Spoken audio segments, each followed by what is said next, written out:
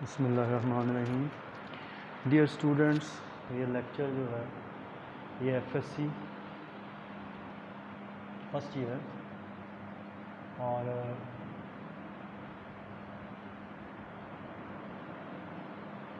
FSc first year physics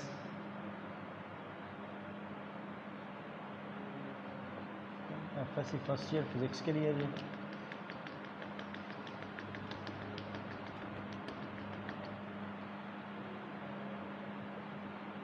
और chapter number है हमारा 3।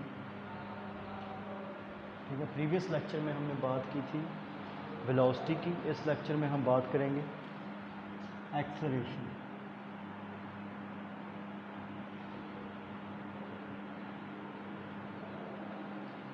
What is acceleration? देखिए, अगर हम सिंपल इसको डिफाइन करें तो इसकी डेफिनेशन क्या होगी? The time rate of change in time rate of change of velocity is called acceleration of the body. The time rate of change of velocity is called acceleration of the body. अगर इसको mathematically लिखेंगे हम, ए से हम इसको denote करते हैं तो delta v over delta T, delta v over delta T. इसके यूनिट्स जो होंगे, वेलोसिटी का यूनिट है मीटर पर सेकंड, ठीक है, ओवर फिर सेकंड, तो इसके यूनिट्स क्या होंगे? वो होंगे मीटर पर सेकंड स्क्वायर। और डायमेंशंस क्या होंगे? डायमेंशंस आपको पता है, मीटर के लिए एल, पर सेकंड स्क्वायर के लिए टी रेज़ पर -2। ये एक्सेलरेशन के क्या होंगे? डायमेंशंस होंगे। ठीक है, तो time rate of change of velocity इस कॉल्ड, उसको हम क्या कहेंगे? एक्सेलरेशन कहेंगे। डायमेंशंस आगे हम एक्सेलरेशन की अगर डायरेक्शन की बात करें, इसकी जो डायरेक्शन होती है एक्सेलरेशन की, that is along direction of acceleration along change in velocity, कि जिस डायरेक्शन में वेलोसिटी चेंज हो रही है वो एक्सेलरेशन की क्या होती है? डायरेक्शन होती है, along change in velocity. Next हम बात करेंगे इसी में, what is average acceleration? What is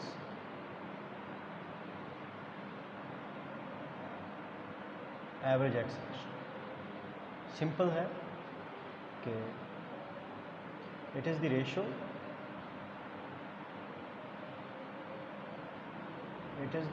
of total change in velocity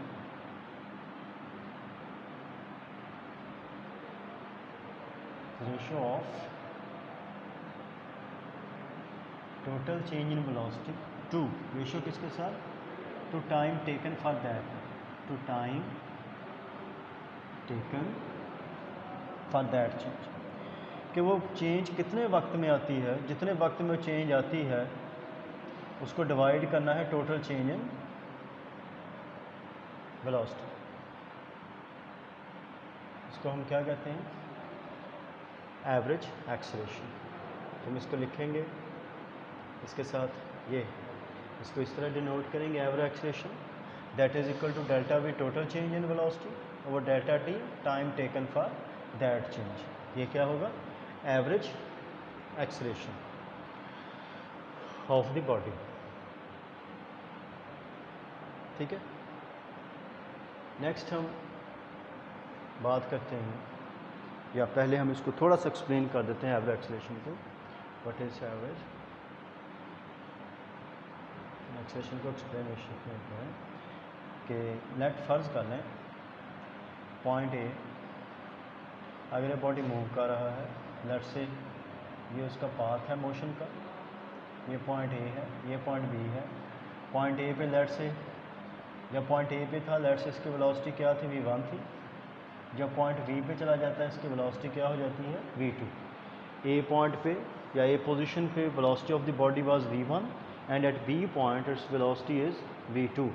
then AB जो होगा वेक्टर, तो चेंज इन वेलोसिटी क्या होगा, अगर v1, अगर ये लेट से डेल्टा V है फ़र्ज़ करें, चेंज इन वेलोसिटी क्या होगा v2 माइनस v1, क्योंकि v2 है v1 प्लस डेल्टा V, तो v2 क्या होगा हमारे पास v1 प्लस डेल्टा V का v2 माइनस v1, तो डेल्टा V जो होगा v2 माइनस v1, वो डेल्टा t में कितनी चेंज आई वेलोसिटी में, तो हम लिख सकते हैं जो डेल्टा V है वो है v2 final velocity minus initial velocity.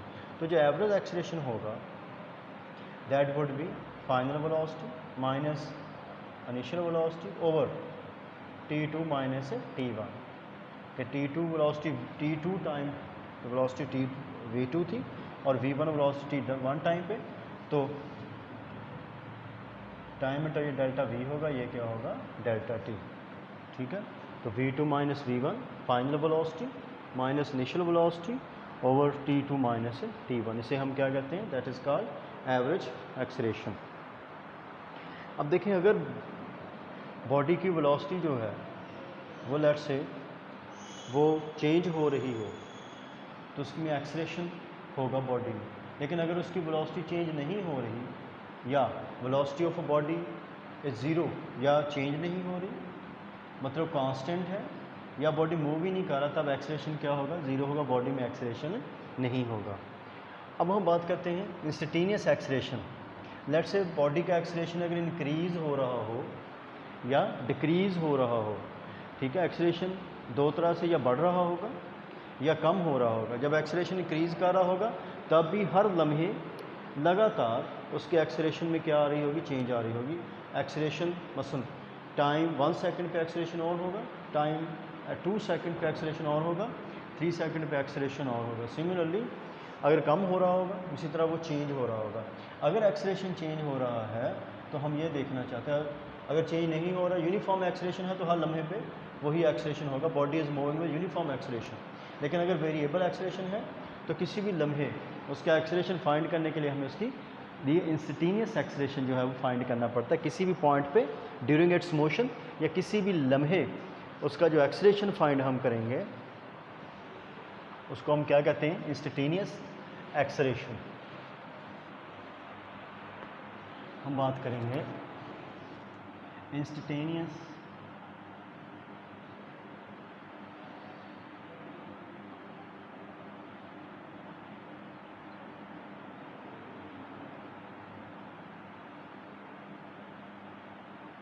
Instantaneous acceleration. What is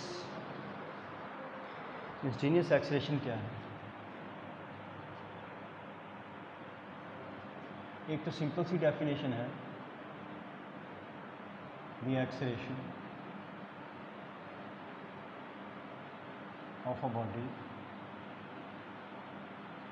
at a particular instant, किसी भी ख़ास लम्हे पे इसका उसको हम क्या कहते हैं, इंस्टेंटेनियस एक्सीलरेशन। किसी भी ख़ास लम्हे पे बॉडी का जो एक्सीलरेशन होगा उसको हम कहेंगे इंस्टेंटेनियस एक्सीलरेशन। या दूसरी डेफिनेशन अगर हम इसकी करें वो क्या होगी, द लिमिटिंग वैल्यू ऑफ, जैसे कल हमने आपको याद होगा इंस्टेंटेनियस वेलोसिटी की बात की थी, तो लिमिटिंग वैल्यू ऑफ वहाँ पे क्या था, इंस्टेंटेनियस वेलोसिटी में delta d over delta t, इसमें क्या आएगा delta v over delta t. Limiting value of delta v over delta t where the time interval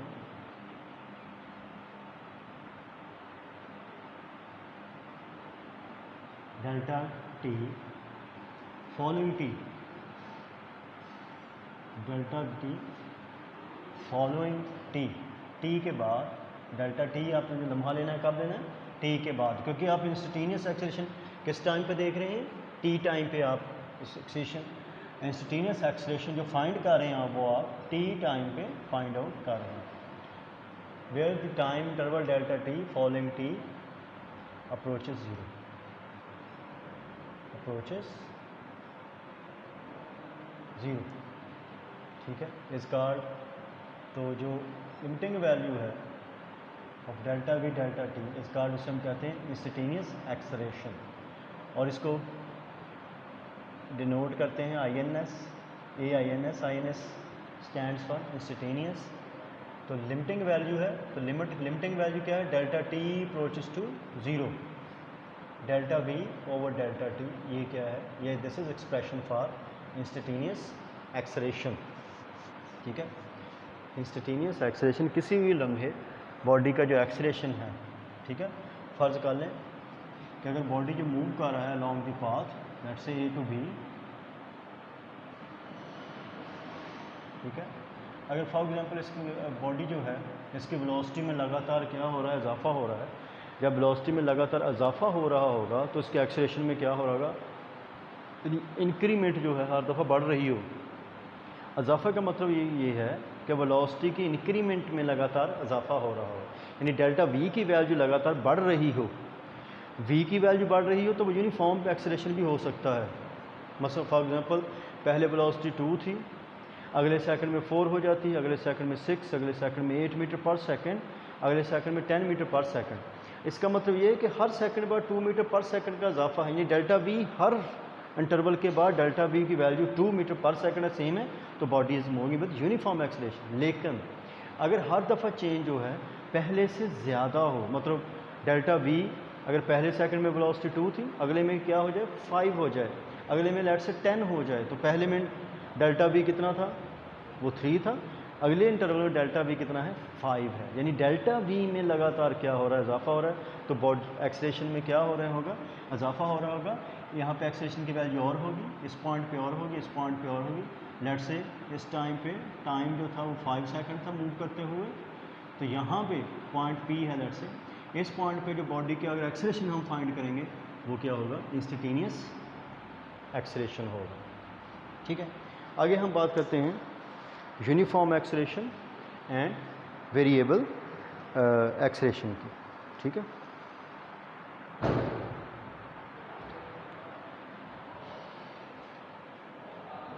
uniform acceleration और variable acceleration.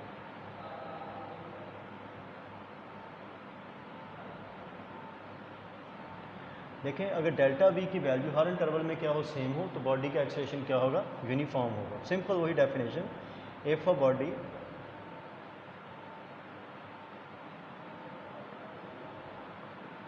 Body has equal changes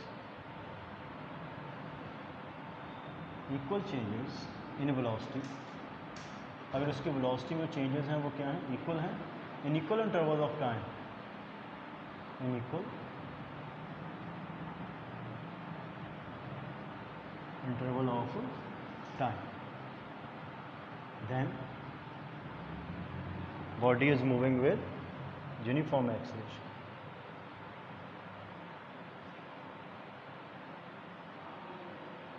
moving with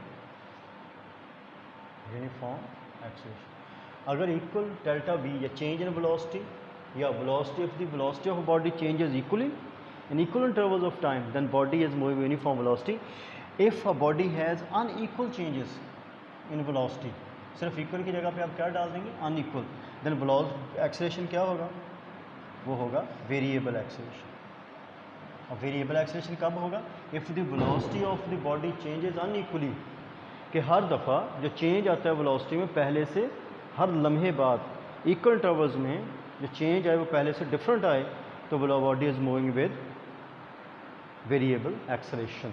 मसलन example से समझाता हूँ कि interval अगर हमने इक्वल इंटरवल रखना है हमेशा, let's say I take interval 1 second and 1 2 3 4 and 5 seconds, तो लेट्स से पहले सेकंड में जो वेलोसिटी थी वो 2 थी, अगले सेकंड में 4 हो जाती है, अगले सेकंड में 6 हो जाती है, अगले सेकंड में 8 हो जाती है, अगले सेकंड में 10।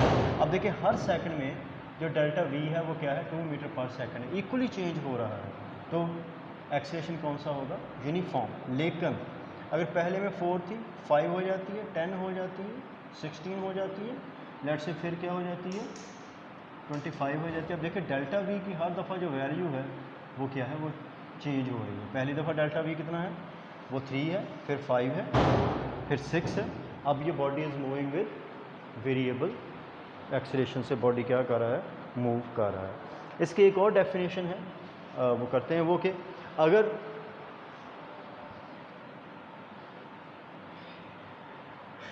Instantaneous velocity of a body does not change, यानी हर लम्हे पे इंस्टेंटेनियस वेलोसिटी वो चेंज नहीं होती, वही रहती है, तो body is moving with uniform if acceleration,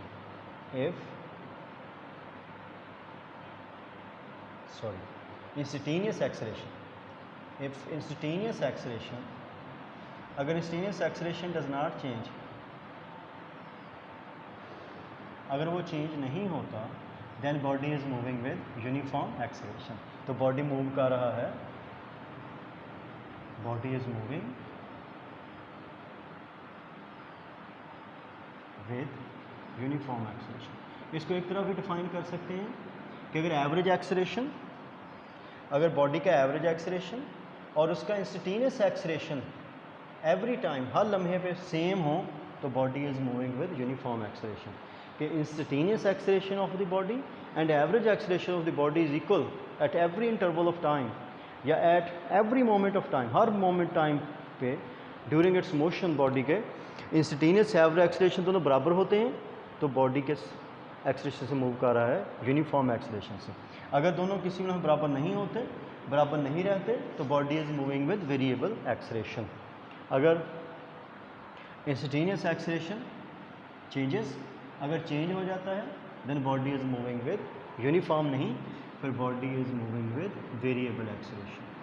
तो बॉडी का जो एक्सीलरेशन होगा वो क्या होगा, that would be variable acceleration. अब इसके बाद हम बात करते हैं positive acceleration and negative acceleration.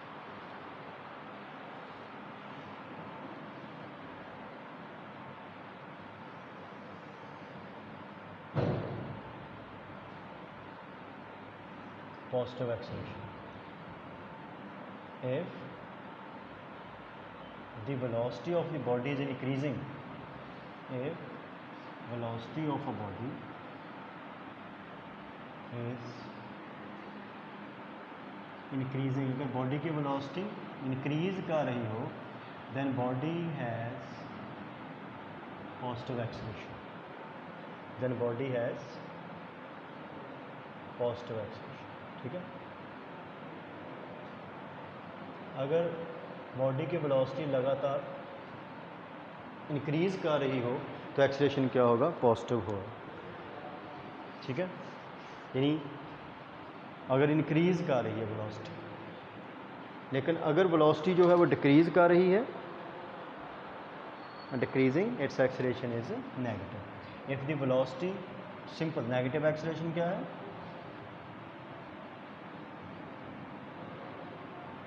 if velocity of a body is decreasing, अगर velocity of a body is decreasing, then body has negative acceleration, तो बॉडी का एक्सीलरेशन क्या होगा, नेगेटिव। अब इसकी एग्जांपल लेते हैं कि अगर हम बॉडी को किसी हाइट से नीचे फेंकते हैं, तो आपको पता है जो ग्रेविटेशनल फोर्स अमल करेगी बॉडी पे, वो क्या करेगी, उस पर लगातार उसके वेलोसिटी में इजाफा हो रहा होगा, और वेलोसिटी का एक्सीलरेशन जो होगा वो क्या होगा, पॉजिटिव।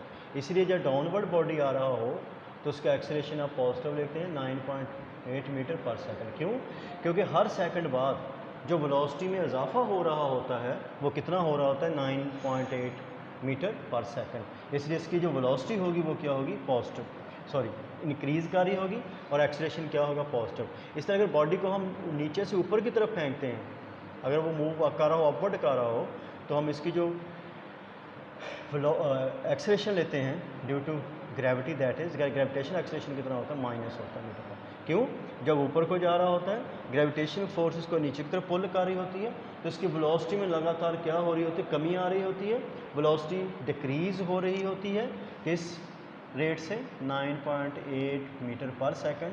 ईच सेकंड बाद उसकी वेलोसिटी कितनी कम हो रही होती है, 9.8 मीटर पर सेकंड। इसलिए इसका एक्सीलरेशन जो होगा, वो जब ऊपर की तरफ बॉडी को फेंकते हैं, वो क्या होता है, नेगेटिव।